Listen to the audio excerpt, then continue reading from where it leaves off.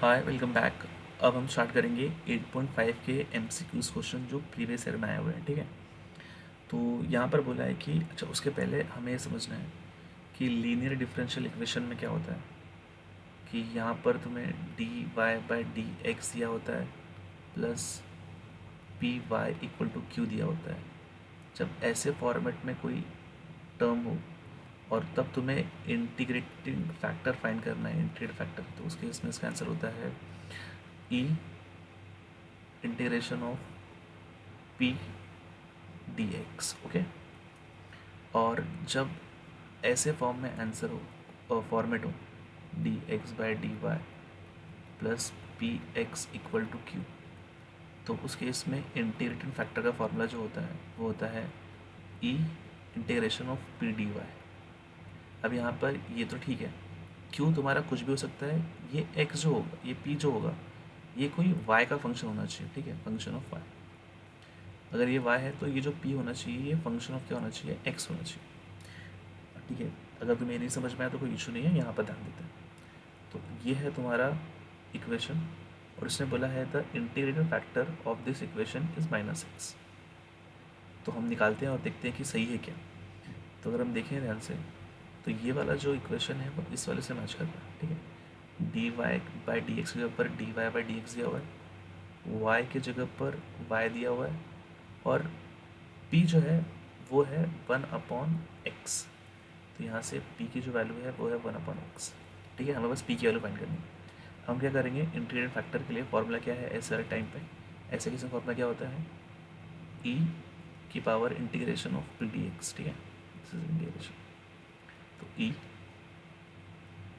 Okay 1/x², तो 1/x dx। Okay, तो हमें पता है कि 1/x का इंटीग्रेशन क्या होता है, log x। क्या होता है, log x। ठीक है, अब एक समझना है कि log के बेस में अगर कुछ नहीं है तो वहाँ e होता है। तो अगर कभी भी यहाँ e है और log के बेस में e है तो ये पूरा टर्म कट जाता है और सिर्फ ये बचता है, तो ये बच गया x।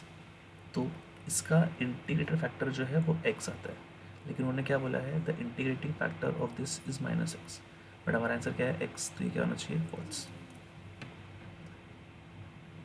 Now coming to this, उसने बोला है the integrating factor of this equation is what. तो हमें फिर से वही फाइंड करना है, इंटीग्रेटिंग फैक्टर।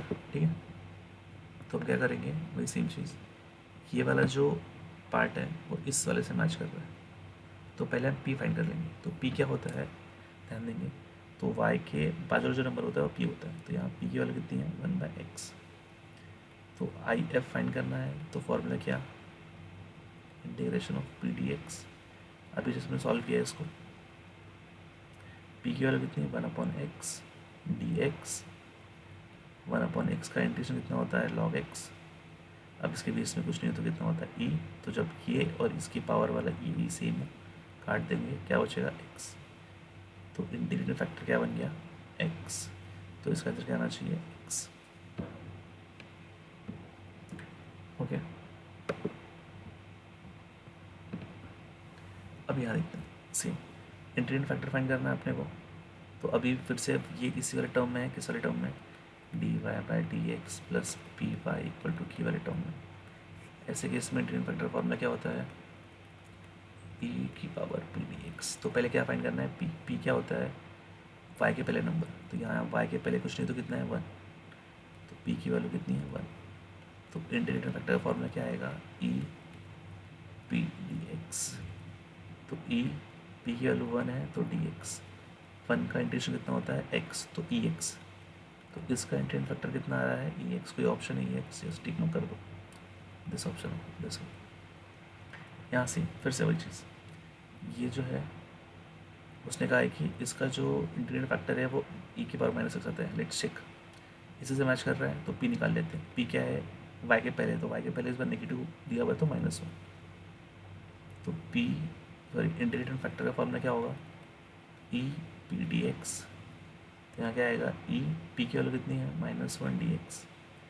तो यहाँ क्या आना चाहिए, e -1 का डेरिवेटिव इंटीग्रेशन -6। ठीक है, तो इसका इंटीग्रेटिंग फैक्टर क्या आ गया, ई की पावर माइनस एक्स, जो कि वही उन्होंने बोला है, तो यस, तो दिस इज ट्रू।